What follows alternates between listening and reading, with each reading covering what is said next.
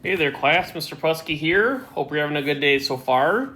We're continuing with Chapter 4 today. This is 4.8. The name of this lesson is Perform Congruence Transformations. Our essential question is, what are rigid transformations and how do we recognize them? So this is the last section of the chapter. A transformation is basically kind of moving a shape around. But a congruent transformation is where it basically keeps the same shape and size. So let's go ahead and we have a warm-up here. It says solve for x and y. What kind of triangle do we have here? This is an isosceles triangle, so we're going to need to use the properties of isosceles triangles to solve for x and y. Why don't you guys see it, pause the video, and see how you do. All right, so if this is our isosceles triangle, it means the base angles are congruent, which are these down here. And so we can set them equal. Base angles are equal, so 9x equals 54. How do we solve for x now? We're going to divide by 9. We get x, 54 divided by 9 is 6 degrees. All right, now we got to solve for y. Well, what do we know about all the angles? We don't know anything about this. This is called the vertex angle. We don't really know anything about that. But we do know that all three angles add up to 180. So we can go ahead and add these all up to 180. So we have y plus, and then we have two 54s actually. These are both 54 over here. These are both 54, equals 180. Okay, so y plus 108 equals 180. Solve by subtracting 108 from both sides. We get y equals 72 degrees. Doesn't really look like it's 72 degrees, but a lot of these, it's kind of hard in geometry to draw shapes exactly to scale and size correctly. So just even if it doesn't look right, just don't panic, okay? All right, we have a lot of definitions here, so let's get through these. A transformation is an operation that moves or changes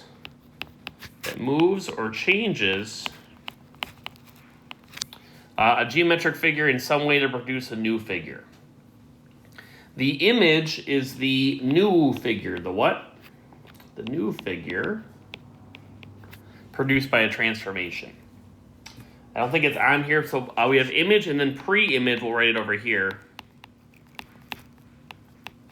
equals the start, okay?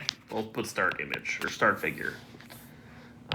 Yeah, let's put original figure, sorry, I'm gonna fix that.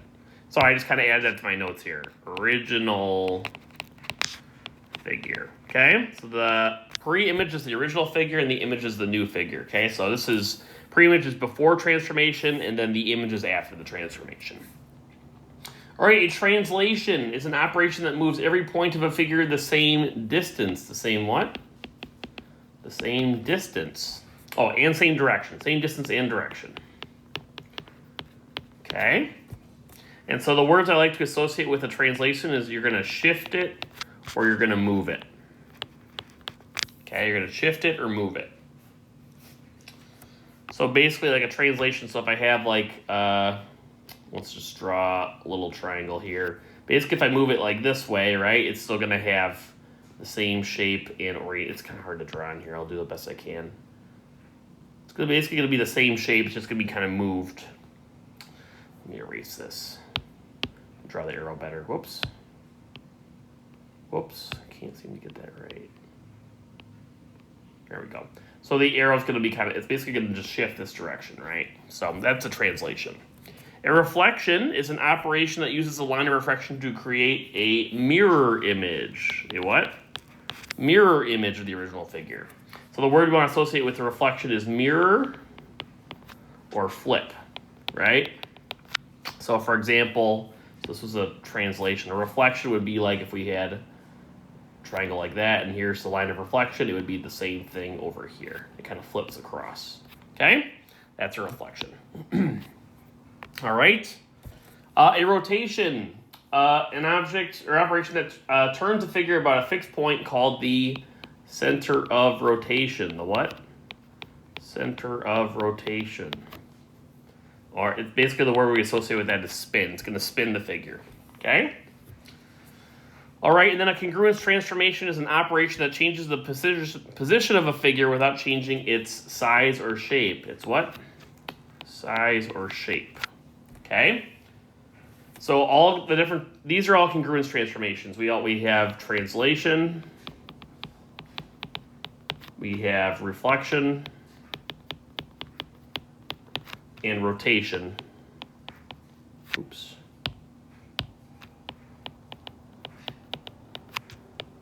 Are all congruence transformations, okay? All right, I think that's enough definitions. Sorry I always feel bad about going through that many, but they are important. So, okay, so we have some example one. We have some to identify transformations. So the arrow kind of shows what's happening here. Why don't you guys pause the video and see if you can identify if it's a translation, a reflection, or a rotation. Go ahead. Okay, so the first one looks like we are spinning. We're spinning about point P. So which ones was spin? This is a rotation. We rotated the figure around. Okay. What was B? B looks like it's either a reflection or it's a translation. Is it kind of shifting or is it flipping? Well, it looks like it's not really flipping, right? It's just kind of moving down. This is called a translation. Okay. And the last one you can see is going to flip over this mirror here. This is going to be a reflection. Okay. All right, so we have some new notation for a translation, okay? So this notation in the middle here, x, y, and then it goes x plus a, y plus b, is going to describe like how to, basically we can take a coordinate of a point of a shape and kind of shift it using the rule here, okay? So let's talk about that. Was the x coordinate, does that move left or right or up or down? That is left and right, right? So the x coordinate is left and right, and the y coordinate is up and down, right? So if we add 3 to the x coordinate, so for example, we have like the point 1, 0, and we change it to 4, 0. Which way does that point move? Does it move it to the right 3 or to the left 3? It moves it to the right 3, right? So yeah, so this is going to be right. Oops. Yeah, so if you have x plus 3, it's going to move it right 3. Okay? What if we take away 3 from the x-coordinate? Well, that's going to be left 3, right? So basically, by taking the x-coordinate and adding to it or subtracting to it, it's going to move it left or right. What if we had a y-coordinate, we add 3 to the y-coordinate? Is that going to go up or down? That's going to go up 3, and if we subtract 3 from the y-coordinate, it's going to go down 3. Okay. All right, so let's keep moving here. So we're going to do an example, okay? So it says figure ABCD has the vertices A, B, C, and D with those coordinates. Sketch ABCD in its image after the translation XY goes to X minus 4, Y plus 2. Okay, sounds good. So I like to use red for the original image, and I like to use green for the after image to kind of show, just to be consistent about where things started and where they ended up here, okay? So why don't we, let's graph the points first. We have 1, 2. Where are we going to go to graph that? Right 1 up 2. There's A, okay? This is A. How about 3, 3? Right 3 up 3. That's going to be B. How about C? 4, negative 1. Right 4 down 1. That is C. How about D? 1, negative 2.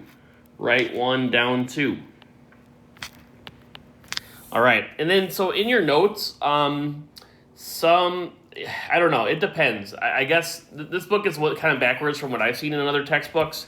For the original figure, the pre-image, I like to use a dashed line because that's where it was. That's not where it is now. But in these notes, you might see that like the dashed line is where it ends up. It doesn't really make a lot of sense to me because it's not really there anymore. It's kind of like, you know, you think that it would be a dashed line to show that it used to be there. This is where the image starts, right? So I'm going to use a dashed line, but you can feel free to do whatever as long as you're consistent, okay? But I like to use a dashed line for the pre-image to show that's where it was and not where it is now, okay?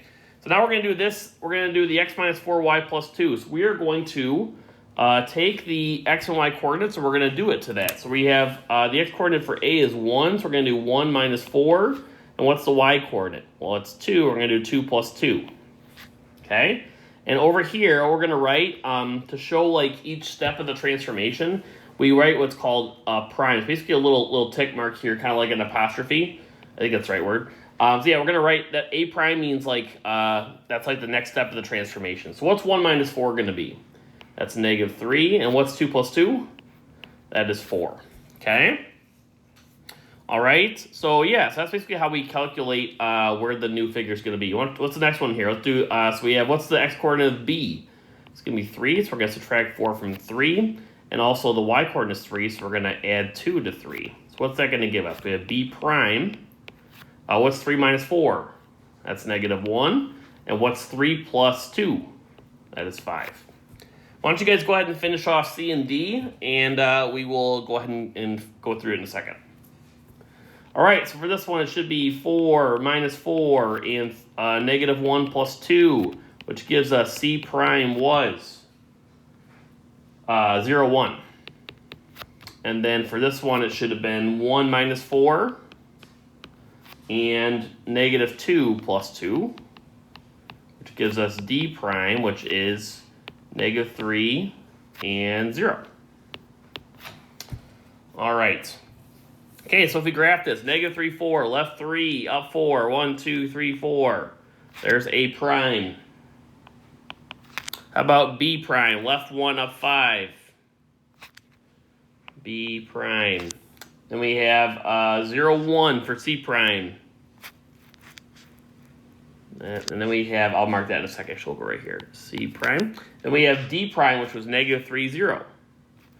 And that's D prime. So now I'm going to use a solid line to show this is where the image is now, once we finished all of our transformations.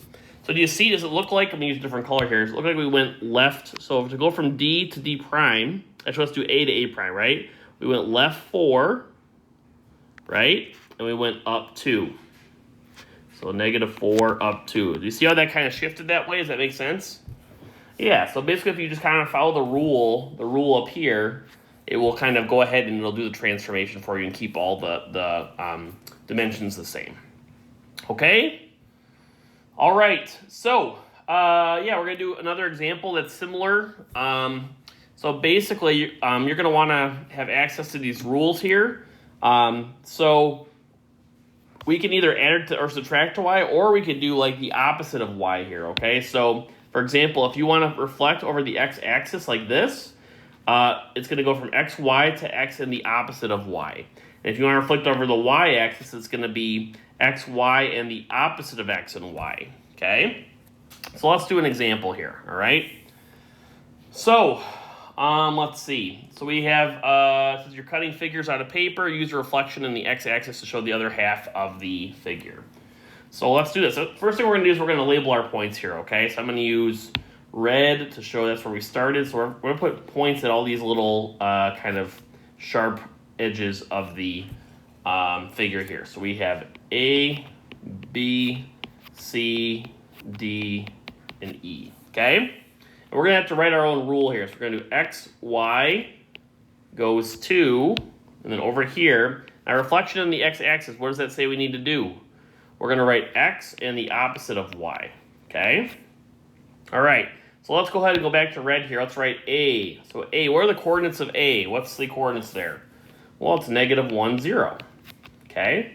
B is 1, 1. C is 2, 4. D is 3, 1. And E is 7, 0. Okay, so here's what we're going to do. We're going to draw some arrows here. All right, so, and then what do we label how do we label this? It's not A, it's going to be A what? A prime. Okay, good. So now let's do a couple of these. So x is going to stay the same, or we're going to do the opposite of y. So we're going to keep -1, keep x the same. What's the opposite of 0?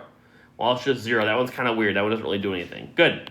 How about b prime? We're going to keep x the same, so we're going to have 1. And what's the opposite of 1? It goes to -1. Why don't you guys see if you can finish the rest of these, and we'll check our work in a second. All right, for c prime, we have x is going to stay the same. That's going to be 2. Opposite of 4 is -4. Then we have D. We have 3, 1. So D prime would be 3 would stay the same. Opposite of 1 is -1. Then we have E prime. And we have 7 is going to stay the same. And 0 is going to be, opposite of 0 is 0. So let's go ahead and graph these now. So we have -1, 0. This is A. It's kind of not good. All right. Then we have 1, 1. We have 2, 4. We have 3, 1. And we have 7, 0. Okay, so these are all the original. This is A, B. We'll use a dashed line to show that's where it used to be, right? So this is the original figure here. Actually, I'm going to fix those. That's not great. Let's try to do better. There we go, a little better. C, D, and E, right? So let's graph with green now the other one. So we have A prime is -1, 0. That's A prime. B prime is 1, -1. So this is a solid line to show that's where it is now. That's B prime. C prime is right 2 down 4. That's C prime. So this is this. D prime is 3, -1. D prime. And then E prime is going to be right on the same one as that. Okay? So that is how you do a reflection. Is basically all you got to do is like know how to follow these rules up here. Okay? These rules are kind of important. All right? Sounds good. All right, we have some checkpoints here. Why don't you guys go ahead and see if you can do the checkpoints. Let me see how they look here. Yeah, give them a try. Otherwise, you can skip ahead, but I'm going to go through all these to make sure we have a whole lesson filled out. So go ahead. All right, so checkpoint 1, what kind of transformation is that? Well, it's just moving and not flipping around or rotating, so it's going to be a translation. Good. Okay, so we are doing a translation. We have this rule here, so it's going to be xy goes to x minus 3 and y plus 1. So we're graphing the points. We have f, which is 0, 2. 0, 2. F, let me just write them out first. 0, 2. We have G, which is 2, 3. We have H, which is 3, 3. And we have J, which is 0, -2. Let's graph those. We have 0, 2. That's F. We have G, which is 2, 3. That's G. We have H, which is 3, 3. That's H. And we have J, which is... I goofed up here. What is that? Something's weird. 0, -2. I goofed up. Yeah, 0, -2. So, I need to fix that in the notes. All right, and then we have J is down here. And what kind of line are we going to use? Solid or dash? I'm going to use dash because it's where it used to be, not where it is now. This is the pre-image.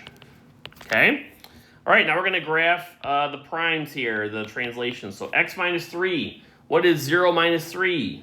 That is -3. What is y is 2? What's 2 plus 1? That is 3. This is prime, f prime. G prime. We have 2 minus 3 is -1.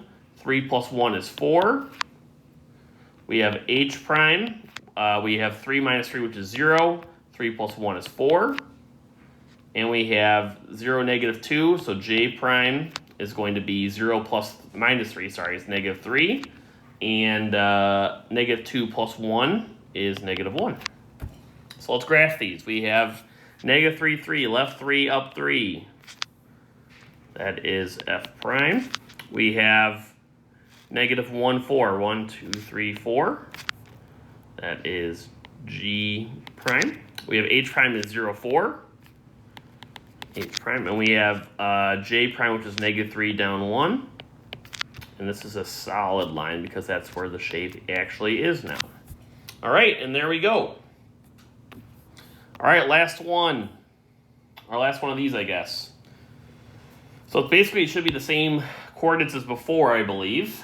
So we have, the rule is xy goes to And what's the rule for reflection over the y-axis? It is the opposite of x and y, okay? So the points we're going to do, we have F, which is 0, 2. So we'll do this. We have G, which was 2, 3. We have H, which is 3, 3. And we have J, which is 0, negative 2. Okay? So if we do the prime, let's just do the rule here. F prime, opposite of 0 is 0. Y stays the same, which is 2. G prime, opposite of 2 is negative 2. Y stays the same, which is 3. H prime, opposite of 3 is negative 3. And then Y stays the same, we have 3. J prime, we have opposite 0 is 0. And negative 2 stays the same. So if we graph these, so we're going to have 0, 2 for F. We have 2, 3 for G. We have 3, 3 for H. We have 0, negative 2 for J. And we're going to use a dashed line because this is where the figure used to be. All right, so that's the original figure, the pre-image. Then the image, 0, 2, still in the same spot for F prime. We have negative 2, 3 for G prime. We have negative 3, 3 for H prime. And we have 0, negative 2 for J prime. And you can see that this solid line again, this is going to be, it's a mirror image, but it's going to be a solid line. All right, excellent. So let's talk about rotations here. This will be the last thing in the chapter. So here's what we're going to do. We are going to do, we're basically going to graph two shapes and see whether there's actually a rotation or not, okay? So a rotation is basically going to be, it's going to be like spinning about a point, okay? So, yeah, and when we do that, we're going to connect the points, the pre-image and post-image points to the origin and see if they make kind of an angle that we can see or not, okay? So let's go ahead and do that. We have A here. We have, let's graph these points, okay? So these are the, this is the pre-image. Let's use a different color here.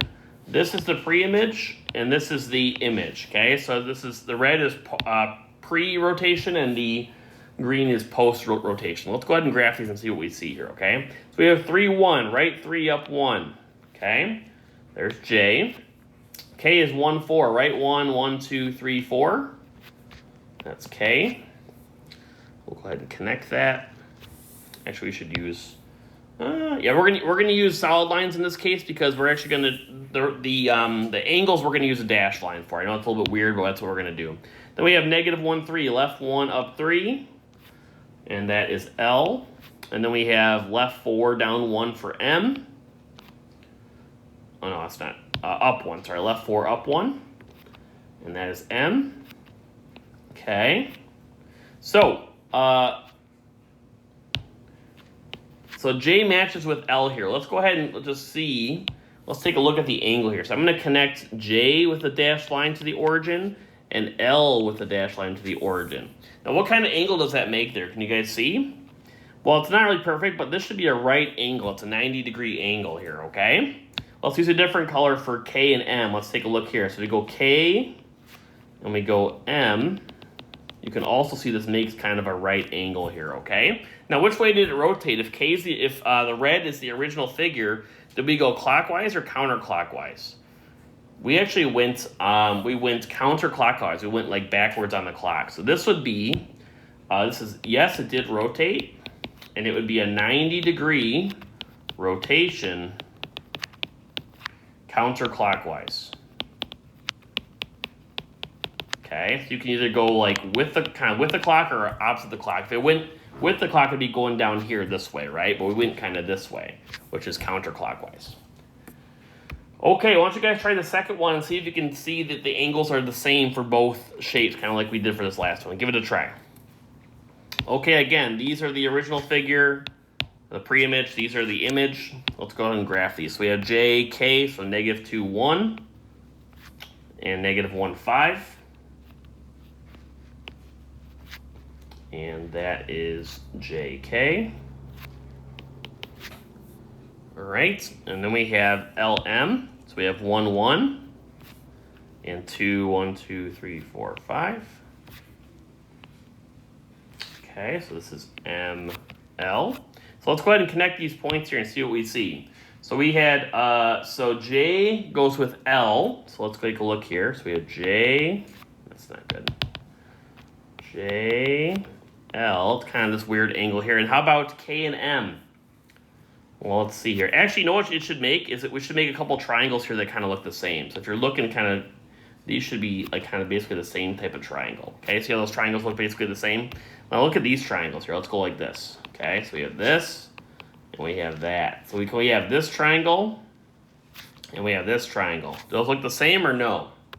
No, this is not a rotation. Okay, so there should be symmetrical kind of angles between the different parts here. Okay, this is not a rotation. All right, it's kind of weird, but that's, yeah, basically you just want to compare the angles between the pre-image and the image and see what they look like. Okay, that's all I have for you today. Thank you for watching. Have a great day, and we will talk soon.